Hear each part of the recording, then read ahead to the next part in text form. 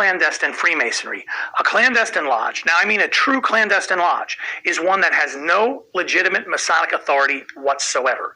It has no connection or lineage to any original Grand Lodge anywhere in the world. These are often pop-up groups started by individuals for personal profit or ego. Sometimes they're aggravated with a legitimate Masonic organization, so they decide, I'm just going to go buy some regalia and start my own thing. A lot of times, these are used as a cover for nefarious activities, scams, and fraud, and they are quite simply bogus, as we say. These are counterfeits, preying on men who are legitimately seeking light. In your town, right now, wherever you are in the Masonic world, there are clandestine lodges not far away. And there are men who were interested in Freemasonry that were duped into joining these fake organizations. And it happens every single day. A lot of times, these men are paying thousands of dollars and enduring all kinds of degrading treatment in addition to having their bank accounts drained. Greetings, love and peace on this Holy Friday. So as you heard, the Scottish Rite is speaking about clandestine, having no authority, and using people for their ignorance for gain of finance. So today I want to go over the abolishing of specific titles in the Scottish Rite, as well who's supposed to be Master Masons and who is not. Now, this manuscript is from 1891. Several years ago, General Pike calls to be abolished, I repeat, abolished in the southern jurisdiction, the absurd, bombastic, and superstitious titles of the offices and the degrees. For example, his title was formerly Most Sovereign Grand Commander. Now it is simply Grand Commander. Instead of Grand Minister of State, that office is simply Minister of State. Instead of Grand Secretary General, that officer is Secretary General.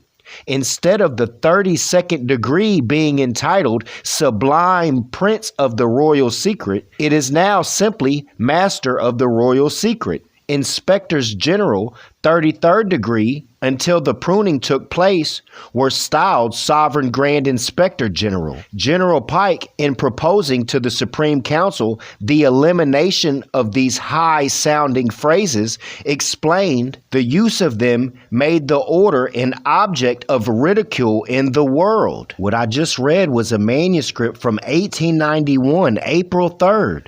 Where again, it speaks of Albert Pike abolishing these high-sounding titles.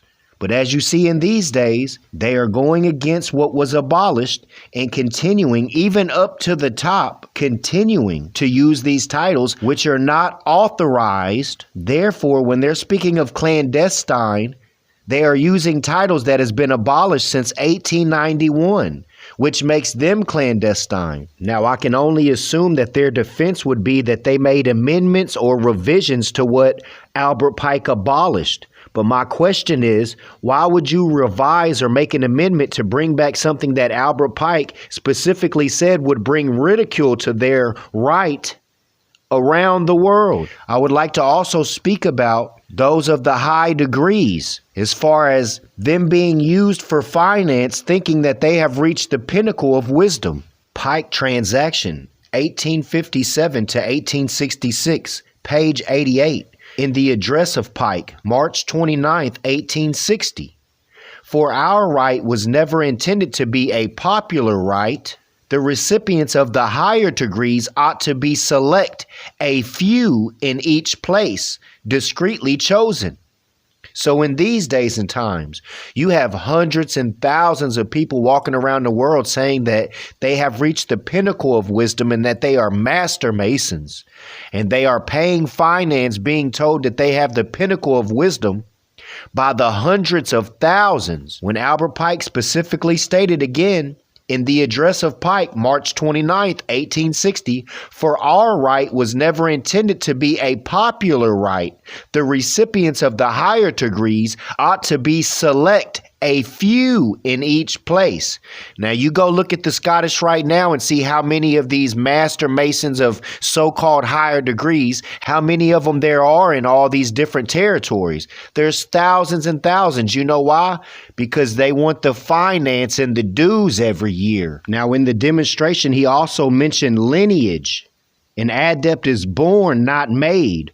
And as Albert Pike stated, you can't manufacture an adept, and that's what they're doing. They're acting as if they can manufacture adepts by the hundreds of thousands. But adepts are born, not made. And when you speak of born, you're getting into lineage by the bloodline, because adepts come through the same bloodlines. You can't manufacture them from somebody who came from the bloodline of an ignorant man or woman. On a previous video, we have the Scottish Rite Mason speaking about how the law was changed from you having to be of the bloodline of the adepts to now you can just be vouched in, which was an infiltration and dishonor to the adepts. Because again, adepts are born, not made. You cannot manufacture adepts. You can only fool people into thinking that they are adepts when they are really not. But if you're finding one adept every 10 years and you only have a group of 100 adepts, you're not going to have a lot of finance coming in every year. So they had to switch it up and try to manufacture by the hundreds and thousands so they can bring in the finance. You know how he was talking about robbing people for the finance?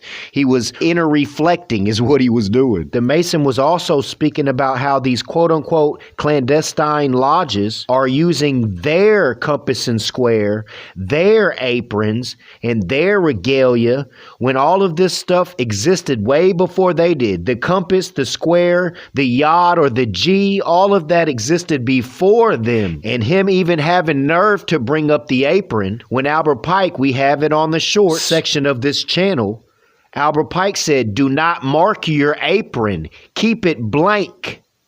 And what do you see today? They have bedazzles and they have all this different, even the compass and square on the apron. When Albert Pike again stated, don't mark your apron. So there again is another thing that they did not honor in regards to Albert Pike as far as the apron being marked. It is to remain blank. This was just a short demonstration for Holy Friday. I leave you in love and peace.